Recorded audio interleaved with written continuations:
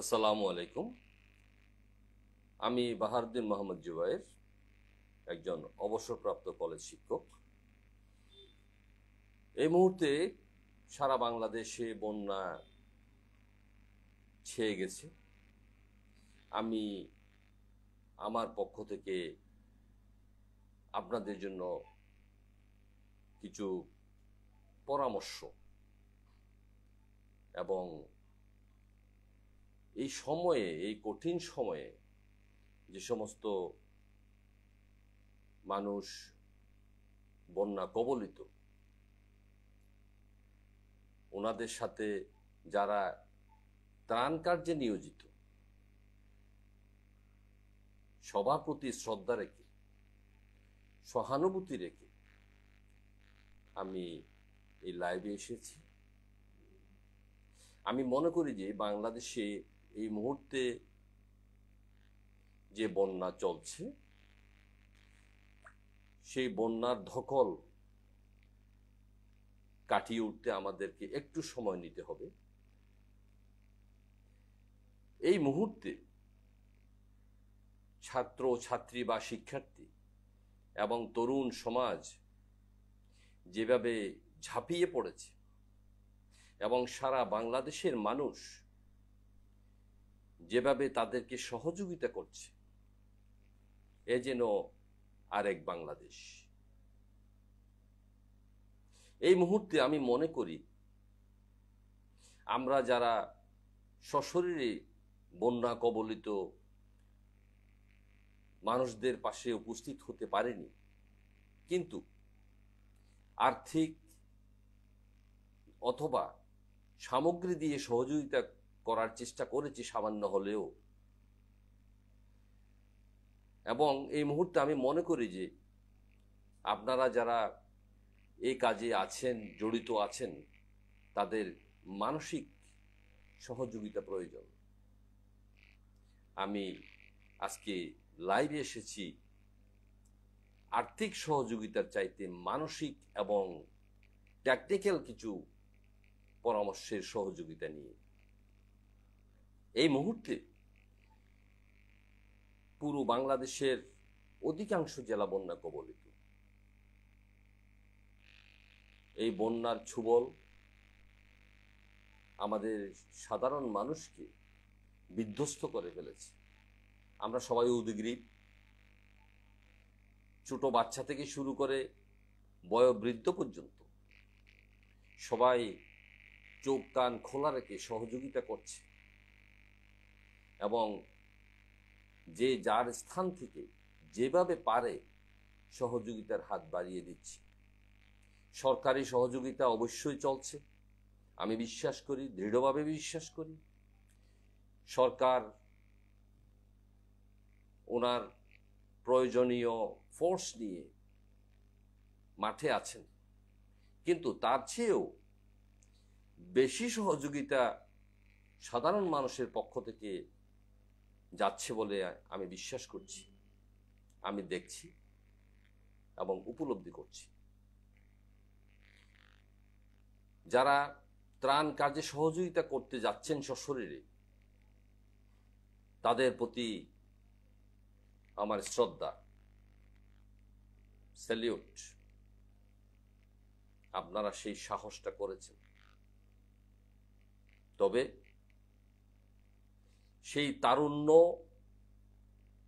আপনাদের মাঝে আছে বলেই কিন্তু আপনারা সেই কাজগুলো করতে পারছেন। আজকে আমি আপনাদের জন্য কয়েকটি পরামর্শ রাখতে চাই। আপনারা যারা সহযোগিতার কাজে অংশগ্রহণ করেছেন, করছেন, ভবিষ্যতেও করবেন, আপনারা যদি 50 জন একটি টিমে থাকেন, তাহলে একসাথে 50 জন যাবেন না, ভাগ করে নেন। কারণ আপনার শরীরও একটা যন্ত্র, আপনার শারীরিক ক্ষমতাও একটা সীমাবদ্ধতা আছে। আর্থিক সহযোগিতা, একই সাথে মানসিক সহযোগিতা, মানসিক দৃঢ়তা আপনাদের প্রয়োজন। যারা স্পটে যাচ্ছেন, সুনির্দিষ্ট স্পট এখান থেকে যেখান থেকে যাবেন সেখান থেকে বাছাই করে নিন। আপনার বন্ধুদের সহযোগিতা নিন। যেখানে যাবেন, যেই উপজেলায় যাবেন, সেই উপজেলায় আপনার বন্ধু আছে, আপনার গ্রুপের যে কোনো বন্ধু বান্ধব আছে, ওনাদের পরামর্শ নিন। আমরা বিভিন্নভাবে খবর পাচ্ছি যে ত্রাণ কিছু কিছু জায়গায় বেশি হয়ে যাচ্ছে আর কিছু জায়গায় পাচ্ছে না। আমরা মনে করি আপনারা যে উদ্যোগ নিয়েছেন সেই উদ্যোগের মধ্যে যেন ক্ষতিগ্রস্ত না হয়, উদ্যোগ যেন ক্ষতিগ্রস্ত না হয়। আপনাদের উদ্যোগকে আমরা পেছন দিক থেকে সহযোগিতা করতে চাই। আপনারা ভাগ হয়ে যাবেন, আজকে 5 জন যান, আগামীকাল বাকি 5 জন যাবেন, এরপরে আর 5 জন যাবেন। এভাবে গ্রুপকে পুরোপুরি ইউটিলাইজ করার জন্য একটা প্রোগ্রাম নিন। আর এর মধ্যে আমরা 2-1টি দুঃসংবাদও পেয়েছি। আহত হয়েছেন, অনেকে নিহত হয়েছেন। তাদের আহতদের জন্য সমবেদনা এবং নিহতদের জন্য আমরা সৃষ্টিকর্তা আল্লাহর কাছে মাগফিরাত কামনা করছি। আল্লাহ তাদের কবুল করে নিন। আপনারা যেখানে যাবেন সেখানকার প্রশাসনিক সরকারি কর্মকর্তাদের সাথে যোগাযোগ করুন, তাহলে ওনারা বলতে পারবেন যে আসলে কোথায় সমস্যা রয়ে গেছে। সেই সমস্যা, আসল সমস্যা কোথায়, আসল অভাব কোথায়, যেখানে প্রয়োজন আপনি সেখানে যান। তাহলে এই বানবাসী মানুষ আপনাদের সহযোগিতার জন্য মহান সৃষ্টিকর্তার কাছে, আল্লাহর কাছে দোয়া করবে। আল্লাহ আপনাদেরকে আরো সহযোগিতা করার জন্য সামর্থ্য দেবেন। বন্যা একদিন চলে যাবে, আজ হোক কাল হোক চলে যাবে, কিন্তু বন্যা পরবর্তী যে ধকলটা সামনে আসতে পারে, আমিও একজন বন্যা কবলিত এলাকার মানুষ, কক্সবাজার জেলার বাসিন্দা, অভিজ্ঞতা আমারও আছে। বন্যা পরবর্তী যে মানুষের মধ্যে কষ্ট হয় এবং তখন যে সহযোগিতাগুলো প্রয়োজন হয়, এই সুযোগে আমি সেই বিষয়গুলিও আপনাদের সামনে একটু তুলে ধরতে চাই।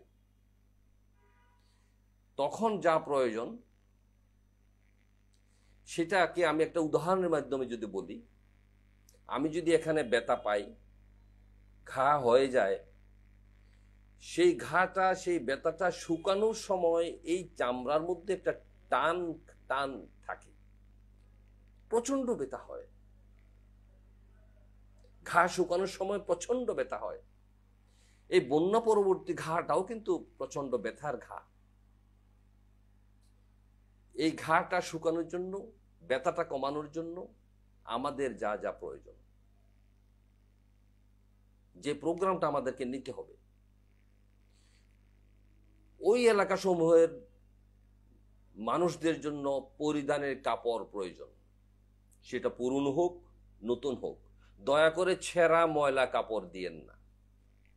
ওনারা ফকির নন, ওনারা দুস্থ, ওনারও সম্বল ছিল, ওনারও সামর্থ্য ছিল। আজকে পানির তোরে সব ভেসে গেছে। সুতরাং পুরনো কাপড় দিলেও ছেঁড়া কাপড় দয়া করে দেবেন না। নতুন কাপড় দেবেন, কিনে দিতে পারেন।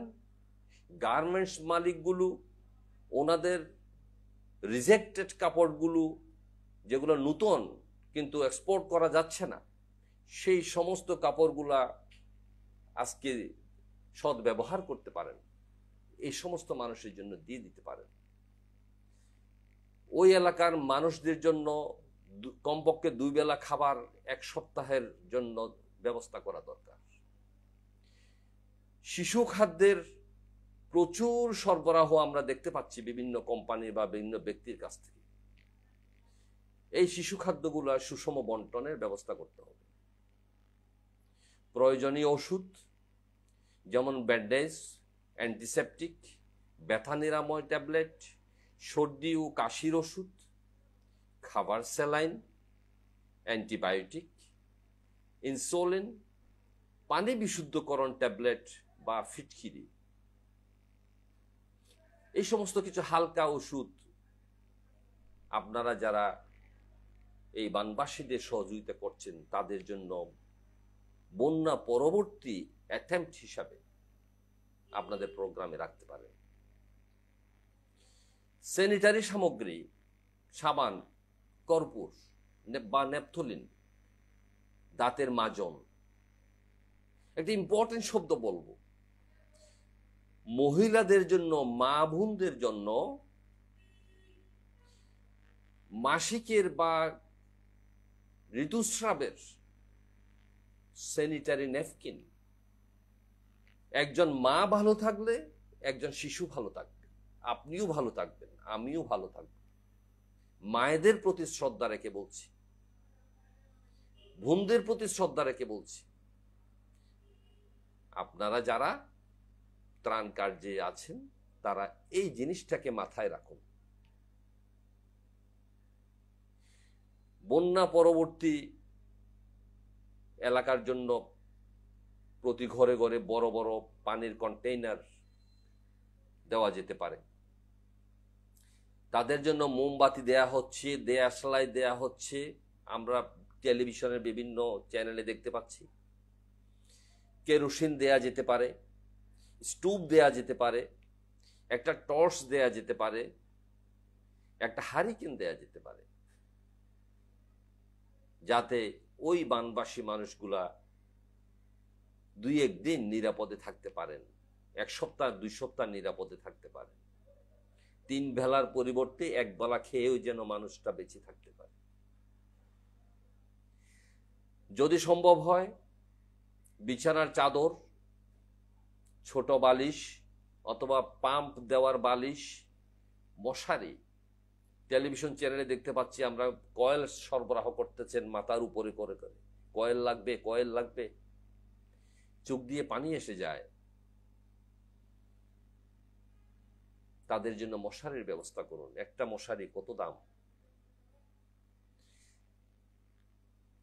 ওই সমস্ত এলাকার গরিব মানুষের জন্য ছাউনি বা তেরপাল, অন্তত না ভিজার জন্য ছোট এভাবে করে থাকার জন্য, টেন্টের মতো, তাঁবুর মতো করে থাকার জন্য দেওয়া যেতে পারে।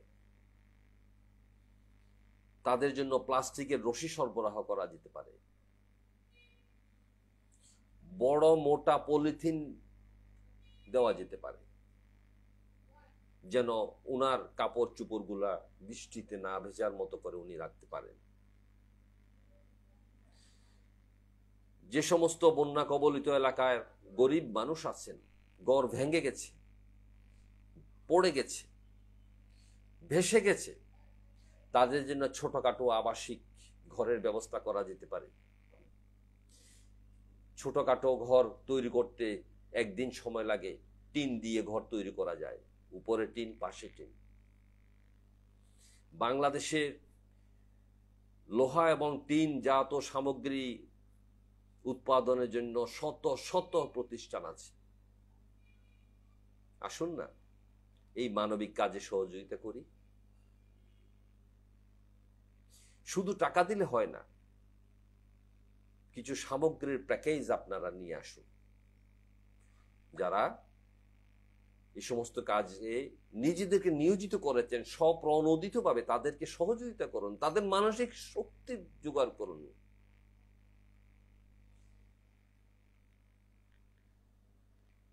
যারা চিকিৎসক হিসাবে আছেন তারা বাই রোটেশন, ওই একটা উপজেলায় 5 জন ডাক্তার আছেন, 6 জন ডাক্তার আছেন, অথবা পল্লী চিকিৎসক আছেন, তারা একটা প্রোগ্রাম নিতে পারেন, সরকারের কাছে চাহিদা দিতে পারেন যে আমাদেরকে এই 1 মাসের জন্য জরুরি চিকিৎসক দেন। ওনারা বাই রোটেশন আপনাদেরকে ওই সমস্ত বানবাসী এলাকার সাধারণ মানুষকে চিকিৎসা সেবা দিয়ে যাবেন।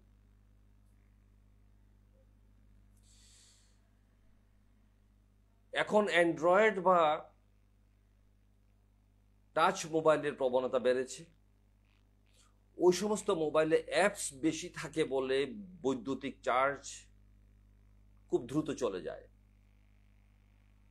অ্যান্ড্রয়েড মোবাইল আমাদের সহযোগিতা করছে অবশ্যই, কিন্তু আমি মনে করি এই মুহূর্তে অ্যান্ড্রয়েড মোবাইল ব্যবহারের চাইতে স্বল্প মূল্যের, যেগুলাকে আমরা বাটন ফোন বলে থাকি, 500, 700, 1000 টাকা দামের এই সমস্ত মোবাইলগুলা এবং একটা সিম সর্বসাকুল্যে 700 থেকে 1000 টাকা, মোবাইল কোম্পানিগুলো সরবরাহ করতে পারেন। আমার যদি 1 লাখ পরিবারকে সহযোগিতা করতে হয়, তাহলে সমস্ত মোবাইল কোম্পানি 1 লাখ আর একটি মোবাইল দাম কত হিসাব করলে যা আসে, ওনারা তো অবশ্যই দিতে পারেন।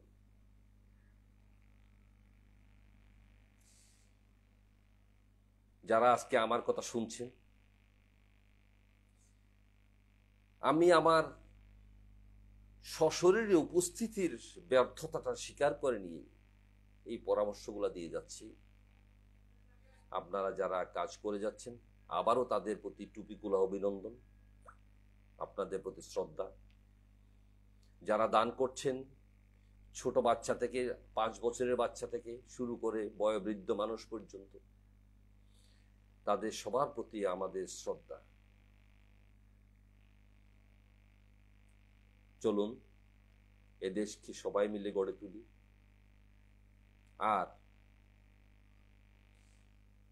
কিছু জায়গা আছে যেখানে কিছু টাকা থাকে, যেমন একটা মাজার, একটা দরগা, যেখানে হাজারো মানুষ দৈনন্দিন টাকা দিয়ে থাকে শ্রদ্ধা ভরে।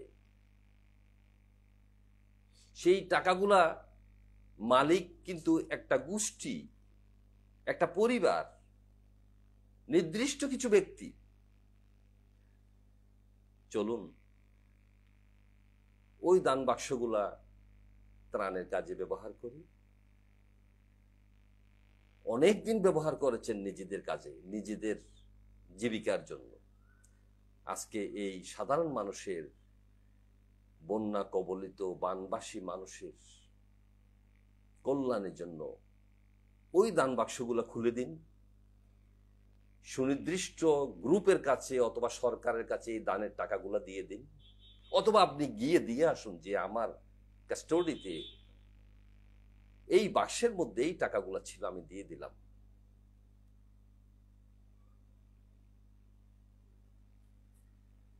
প্রিয় দেশবাসী এবং আমার সম্মানিত শ্রোতাবৃন্দ, এই বাংলাদেশ অপ্রতিরোধ্য। এই বাঙালি জাতি, এই বাংলাদেশিকে কেউ ঠেকিয়ে রাখতে পারেনি, ভবিষ্যতেও পারবে না। আমি মনে করি আমরা জেগে উঠেছি, এই বাঙালি জেগে উঠেছে, এবং এই যে তারুণ্যের উদ্দীপনা, তরুণদের জেগে ওঠার বিষয়টা, এটা সত্যি প্রশংসনীয়। তাদের প্রতি স্নেহ, ভালোবাসা, শ্রদ্ধা, সব বিশেষণ দিয়েও যদি আমরা বলি শেষ করা যাবে না। চলুন হাতের 10টি আঙ্গুলকে একসাথে কাজে লাগাই, তাহলে কিছু একটা আমরা করতে পারব। আল্লাহ আমাদের সবাইকে হেফাজত করুন, ভবিষ্যতের প্রাকৃতিক দুর্যোগ থেকে আমাদেরকে রক্ষা করুন। বর্তমান প্রাকৃতিক দুর্যোগ কাটিয়ে ওঠার জন্য প্রয়োজনীয় রহমত আল্লাহর কাছ থেকে আমরা কামনা করছি। আল্লাহ হাফিজ। আসসালামু আলাইকুম।